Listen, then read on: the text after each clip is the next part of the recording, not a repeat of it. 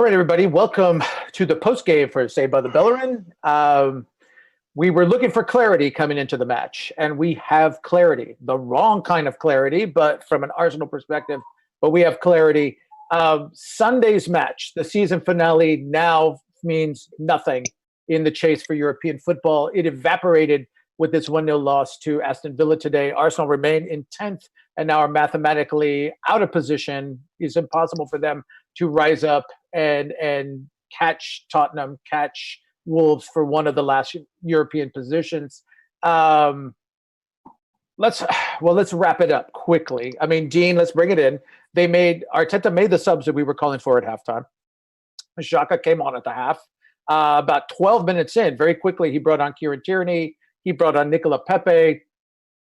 Arsenal had about 10 minutes of increased activity. They kind of buzzed around. Nothing really happened. Then we saw a corner, one of the few corners they had in the match. Eddie Nketiah heads it, bounces off the far post right back to Pepe Reina. That summed up their afternoon right there. Oh, yeah. Mate, that summed up the afternoon. It's summed up Arsenal's season. It's summed up 2020. A lot has been summed up in this game. As you said, we made certain calls for certain subs. I think me, you, and Sam were pretty unanimous in some of those subs with Pepe, Xhaka, Tierney, etc. Even brought Willock on at one point. At one stage, we had Aubameyang, Lacazette, Pepe, and Nketiah on the pitch, and we just could make nothing of it. There were chances gone awry. There were chances that just didn't turn up. Even at there was one point I said that I felt we'd gotten a lot better in midfield since Xhaka came on. As I said at halftime, the channels that were missing were sort of being found, but we just still weren't making enough of it. And there was one incident with Emi that I'll let Sam mention that. I don't that we were all a bit like, what the heck? It just seemed that Villa, I don't want to say this, but it genuinely seemed through parts of the game, even in the second half with the subs, that Villa wanted it more than us. And as I said, you can forgive that thought because they are fighting for survival and have been fighting for survival. It just felt like they wanted that more than we wanted to get into European spaces or something. Well, again, we don't know. So with this squad, so much depends on emotion. The emotional level was not there, certainly in the first half. It's kind of ironic that after beating us, they're now Aston Villa and their fans are not going to become the biggest Arsenal fans, because by winning this match, they have hopped over Watford. We play Watford on Sunday. If Arsenal bounces back and defeats Watford, it keeps Villa up. But that said, Sam, there's nothing to play for points-wise, league-wise. How do you think Mikel's going to approach that match? Is he just going to sit all the important players that he needs? Because Arsenal still has a 90-minute lifeline into Europe. It's in the FA Cup final against Chelsea. I imagine we're not going to see any of the key players we were crying for at halftime today at any point on Sunday. I would be very surprised if we see any of Arsenal's big guns out on Sunday. I'd give people like Harry Clark, Matt Smith, a few of the youngsters that have been training with the Arsenal first team. Give them Premier League experience. It's just unfortunate, isn't it? Like, this is the thing with Arsenal. Like, you say you need to do this to try and build momentum, but for some reason or another, the majority of our changes that we put in today just goes to show that they're not up to the mustard. Like, the standard of our second string is not good enough for the standard of Arsenal. Proof's in the pudding. I know that this is a very unbalanced team. This is a very lackluster team, but we've been done by our Achilles heel yet again. Concentration isn't there. For the last game, people were saying, "Oh, we can relegate Troy Deeney." To be perfectly honest with you, I really couldn't give a toss about that. I would much rather, just for the sake of it, mug off Aston Villa, put kids out, potentially snatch Jack Grealish on his 45 million release clause for being relegated. So if they want to play that game, then yeah, fair enough. Mug Villa off, in my opinion. I don't even think they're going to look at that match. I mean, I think everything now has to be on Chelsea. There's so much money. There's so much, again, Europa. I'm sure it really does affect their plans going forward into the summer. And, Dean, let's talk about that a little bit. Or let's move to an FA Cup. Arsenal has 11 days before that match.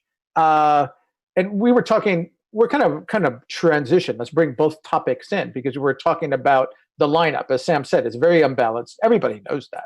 There's no surprises there. But did we learn anything more in this match about players who are on the fence? Do they sell them? Do they keep them?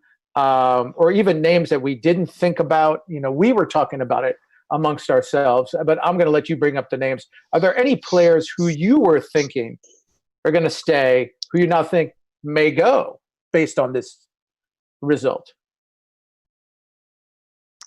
I know it's only one game, and for me, there's not been too many games where he's made a few errors and such, but I know some think differently. But Lucas Torreira just didn't seem at it at all today. He wasn't fighting as he generally would. He's the lion and such, and he wasn't giving it all. Sam said about concentration earlier. He just wasn't on it. He gave away a ridiculous foul, which he was booked for.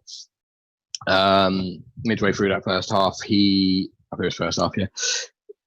As soon as he came, it was because obviously he came off at half time for Xhaka. As soon as he came off for Xhaka, I was very relieved, and everyone knows how big of a Lucas Torreira fan I am. But there's been a lot going on with Lucas since sort of Christmas time, which I was told was nonsense. However, the more you sort of look at it now, you don't know if he's just going through the motions till the end of the season. Obviously, he had that really bad injury, and he came back. But no, he's one of the names that I could definitely see that I wouldn't have thought about a few weeks or months ago that could be on his way out during this window. Yeah. Okay, Sam, let's bring this back to you. I mean, we were talking about the firepower that Arsenal had. They had all their strikers out. They had Nicola Pepe out for at least the last 35 minutes of this match.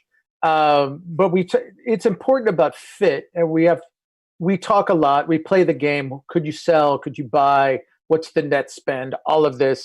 But similarly, is there anybody else who you now think is more valuable to the club for what they could bring in transfer money than they would be on the pitch starting this fall, besides Lucas Torreira?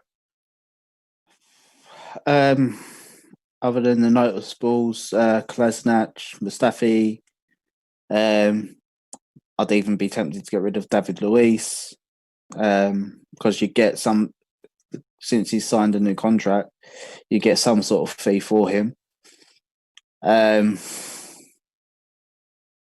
Lacazette's definitely one I'd get rid of. The guy I don't even know what he is anymore. He's certainly not a striker. He's not a link player. He gets in the way. He does into the box.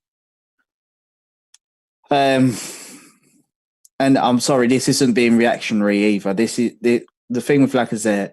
This has gone on over the last 2 seasons, and to be perfectly honest with you, I'm sick to the back teeth of it. He's not Arsenal quality. Yes, he did score a couple of goals, but how often can we go, oh yeah, he'll score again soon. He'll score again soon. Oh, he scored 2 and 2. Probably won't score for another 10 games. Like, we can't keep going on like that. Like, we've got Aubameyang that's playing out on the wing due to the circumstance and unbalance in the team. And even Arteta said, because of the circumstances of what he's inherited and the balance of the team, Aubameyang's better suited out on the left-hand side. Like, I'm not being funny. If he plays through the middle, he's getting more goals. We play better. We've got someone that will actually make movements within the box. Like, this is what I don't understand about Lacazette either. He'll come so deep to try and get on the ball, but then instead of busting his ass to get into the box, he'll jog. Like, we literally got speed on the wings, and he will literally jog. You're supposed to be the striker. I don't know. Geezer baffles me. But, yeah, I think the majority of our second string, they're up for sale. I think the majority of the team's up for sale, to be perfectly honest. All right. Well, yeah. Again, we can close the book. We've been talking about we're waiting for the end. We're waiting for the end. It came today. I mean, the season's over. Arsenal not finishing top 7, not finishing top 8. Well, they might finish 8th, but it's irrelevant. They're not getting into European football through the league. But let's use that as a pivot, because we were talking a lot in the pregame about transfers. We were talking about Ozil. We were talking about Jolson. We were talking about the possible Coutinho for Guendouzi swap. Dean, let's bring you in. Let's talk about some of the names that we have been discussing for weeks and weeks and weeks. You know, Thomas Partey, Mark Rocca, guys like that, who were on the radar. News reports were coming out 2 weeks ago as Arsenal were going through this tough slog. Everything in the last 10 days with them has gone very, very quiet. You know, we are seeing some reports. They seem to kind of be clickbait reports that Partey's staying at Atletico. But when you go in and read the text, it seems to be just a rehash of stories, or it has data that's weeks, in some cases months old. So we've seen this. We talk about this, and I think maybe the fans talk about this. We saw this in the Pepe deal last summer. Chatter. And then as Arsenal close in on targets, the organization seems to just go quiet. And so we weigh this. Is this a sign that deals are about to close, or they're already closed? Or is this a sign that they're out? And I think it just depends. You can kick it around, but there are two schools of thought on that. There are two schools of thought, but from my experience as an Arsenal fan and someone that just I guess a transfer hound, if you will, someone that, you know, digs and digs and digs at these transfers. Historical evidence usually with Arsenal is that if they're going quiet like this after there's been so much noise, it means something's going on. But as you rightly say, I mean, there can be two schools. It's just with Arsenal, generally that's the case. You bring up a perfect example with Nicola Pepe. Now, a lot of people seem to forget last year that Arsenal started being named as a club after him as early as January, February, going into March. But then it went quiet, and every other club you can think of, Barcelona, Man United, Liverpool, PSG, you know, all these clubs were being labelled as the club he was going to, and Arsenal got completely dumped until there was that talk about an unnamed English club or an unnamed Premier League club, and then suddenly he's supposed to be going to Napoli out of nowhere. But then, lo and behold, you know, we've discussed this the past couple of pods as well. Excuse me. Lo and behold, he's then signing for us. There was a lot of noise last summer that an unnamed English club was going to be going for Coutinho, which has been reported very recently as that was us as well. So a lot of these times there's noise around our transfers, and then they go pretty quiet. As you said, we mentioned it on Twitter on the podcast Twitter yesterday that there's been a lot of notable big rumours from, you know, the Arsenal end that have just gone radio silent. Dayot Upamecano was one of them, despite obviously what we mentioned earlier. Thomas Partey is another one. Mark Rocca is another one.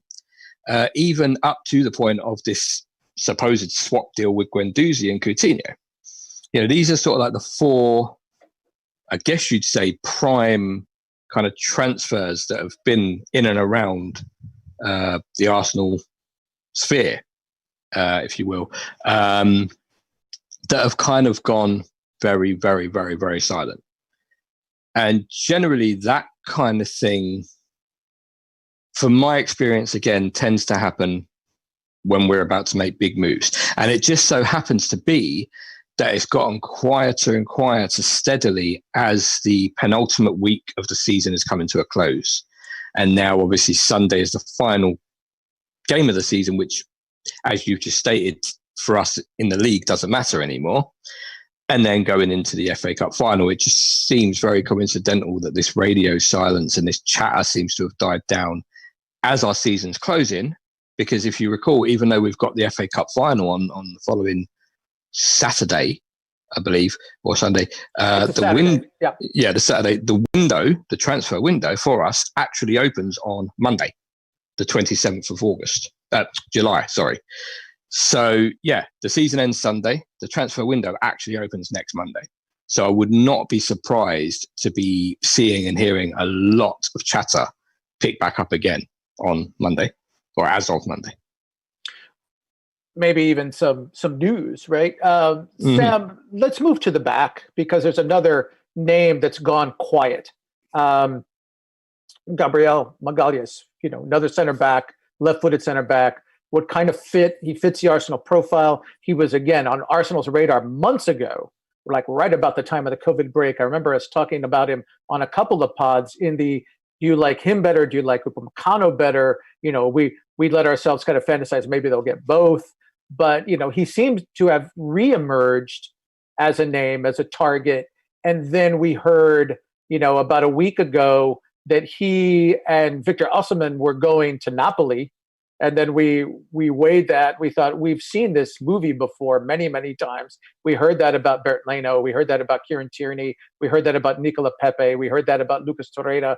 And then all four of those players ended up in Arsenal colors. We thought chances are pretty good one of them is going to be on Arsenal's map, or Arsenal's in London. The Osimhen rumor had legs to it. It seems he is going to Napoli, but the package deal rumor just as quickly went quiet.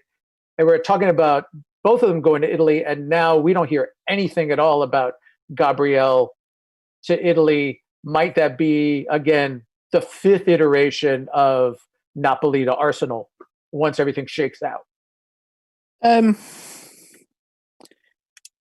It's a strange one, because obviously, if I'm just going to approach this from a Napoli point of view, first of all, if you're going to be getting Gabriel and Osimhen, you would be championing that from the skies. You would literally be shouting that from the rooftops. Yep, we're getting these two in on a double deal. Like, look at us, we're doing great. We're spending, well, if it's rumours to believe, 100 million euros. It's been reported that Gabriel's got 5 offers on the table. One's from us, one's from Everton. There's another Premier League club, I believe. I think it might have been Southampton or someone like that. Napoli, and I think the other one might have been Milan. Now, out of the 5, Arsenal is the biggest club. I think that if we've gone hard for him, which I believe we have been doing for quite a while, and just going back to Dean saying everything's going radio silent recently, it was reported that Arsenal put transfer dealings on hold till the end of the season. Well, our season's effectively over as of now, so I'd expect some Gabriel news. I think that potentially he is considering us and not going to Napoli, because it's been reported that Gabriel wants to come to the Premier League. He'd be a good fit for the Premier League. So yeah, I think that it's a possibility that it could be us that he's coming to. Well, also we talked about process of elimination, right? And from Napoli's and on the Italy side, it seemed that Koulibaly was kind of the logjam. He was the player who's holding it up. He was rumored to be going to either City or United, and then he was going to stay. He was going to produce money that could let them come in and get a player like Gabriel and spend all this money, but he's still in Italy.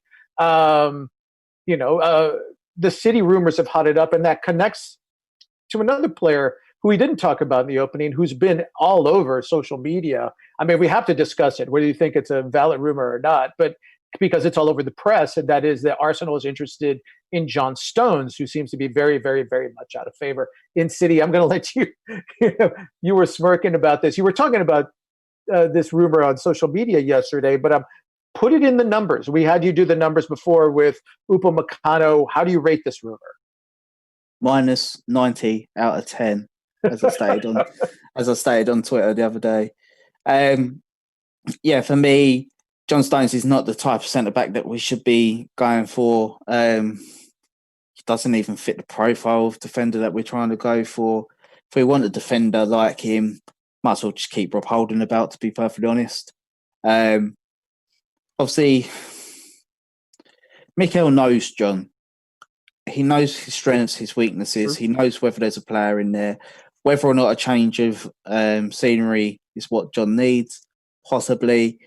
But he's never been, for me, in that great category that we had the conversation yesterday on our group chat. For me, he's always been that promising defender. Then he had that, I think it was about 6 months in the Man City lineup where he done quite well. But then he made high-profile mistakes. He's been injured also off and on. He's had some injury problems, yeah? Yeah, massive injury problems. And for me, also, just to add in, Pep's recent comments about Arsenal trying to be snaky and things like that to UEFA and the CAS, because Pep seems to think that we instigated the 9 other clubs going against Man City, try and get them banned. So if we was to go for John Stones, they're going to try and rip us off left, right and centre. So for me, the John Stones story was a non-story. It won't be a story. I don't think Man City are going to do business with us. John Stones just isn't the player that we need at all.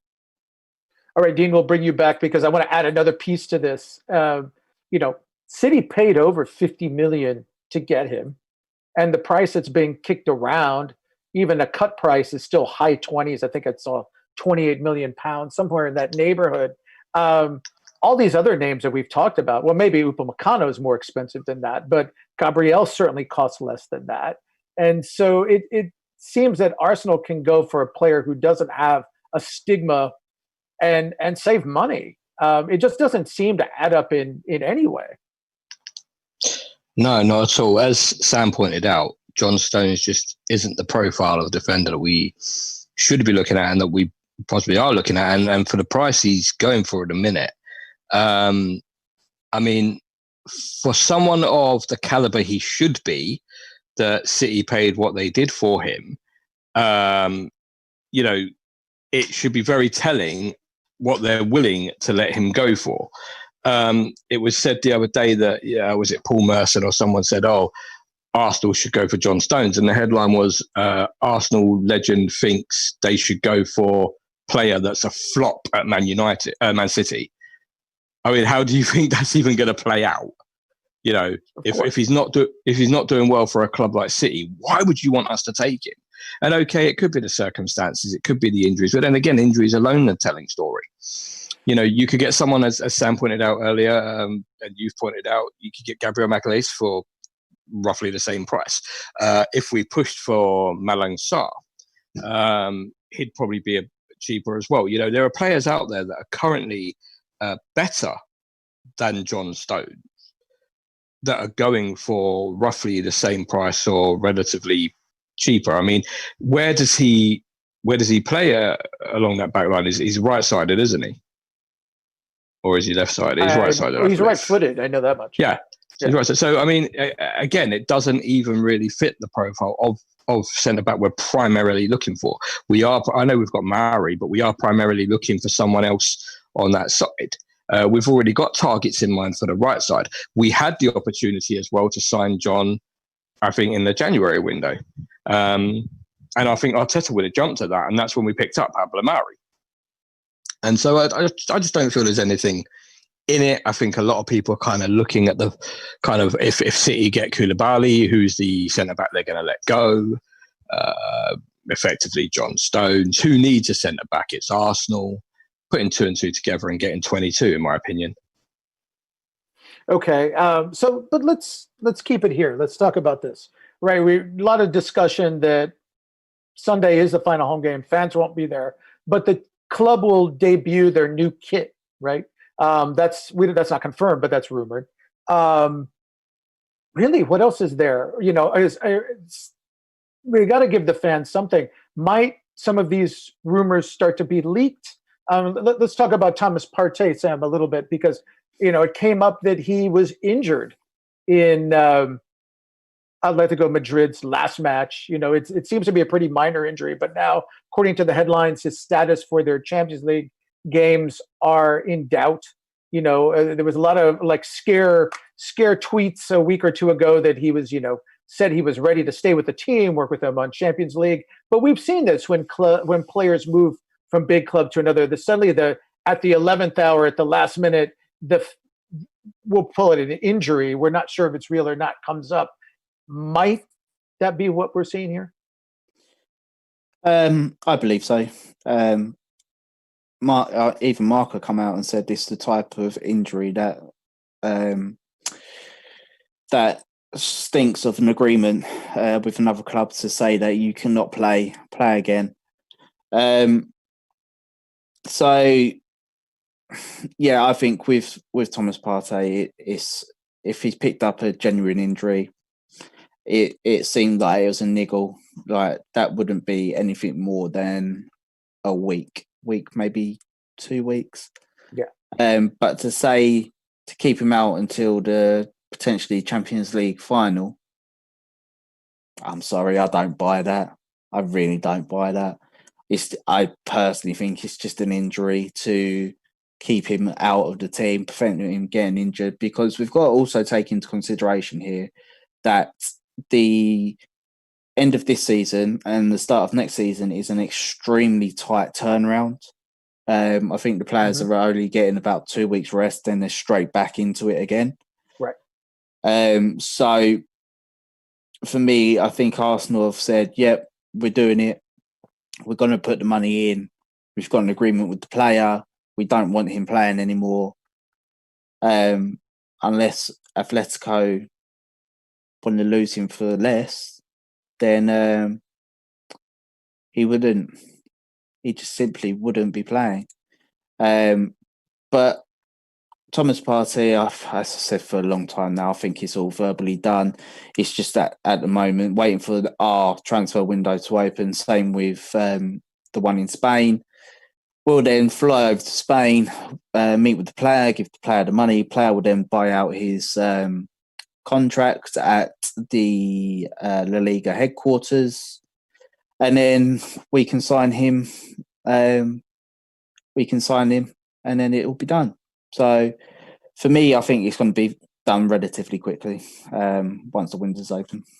All right. And for those of you who haven't seen, the description of the injury was a quote unquote micro tear in a muscle. So make of that what you will. It sounds like Sam has that one on. Dean, let's wrap it up here. Again, a forgettable Tuesday afternoon.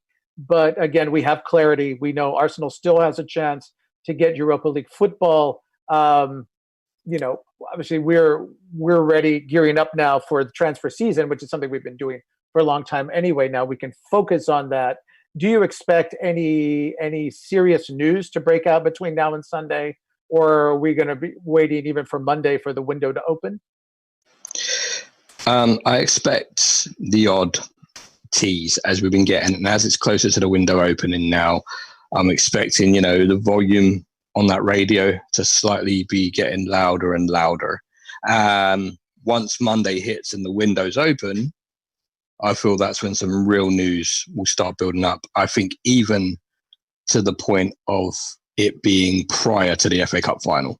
However, considering a lot of talk has been done around sort of where we end up, and obviously the chance that we could still be in Europe after the FA Cup final, it'll probably be some of the, how can I put it, lesser widespread stories that sort of come out before that.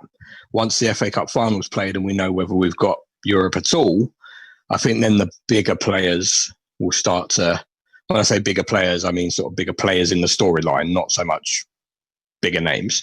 But I feel the bigger players will start coming out when we know whether or not we've got Europa. But I do, for all intents and purposes, think that everything will start moving once the window's open formally on Monday. All right. So again, Sam, quickly, might the team start dribbling out news of re-signings? I mean, we saw Saka recently. Obviously, the big question is, Aubameyang staying or is he going? Might that be something the club could leak out along with the new kit to keep the fans happy until that window formally opens? Well, going by what Arteta said the other day, is that the timing is going to be key. So that strikes me as being the timing is going to be the kit launch. There's been people saying that the kit launch has been delayed, but whether that's true or not, don't know. But yeah, the timing being key, I think that's a lot to do with the kit launch. And to be perfectly honest with you, if they was to bring it up between now and the FA Cup final, it'll bring a lot of stability. It'll give the fans a lot of joy. I'll echo Mikel. I hope it's done sooner rather than later. But then again, if it's not done, he needs to be upfront and tell us it's not going to happen, so we can get him out the door sharpish and bring someone else in.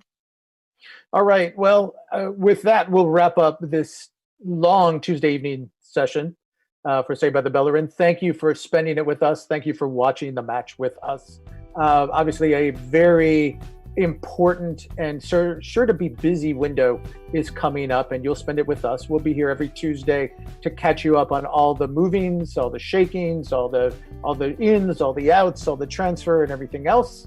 And so again, till our next meeting on Tuesday, day 2 of the window. And again, with this window, we expect being so compressed, this is not going to be, shouldn't be a Wenger window where we're trying to haggle to the 11th hour to the last minute to get a deal. I think the club knows everything has to happen. So next time we meet, we should have some better news for you. So anyway, for Sam, for Dean, and for Ryan, who will be joining us on our next show, I'm Raphael, bidding you good evening and better luck in the FA Cup final.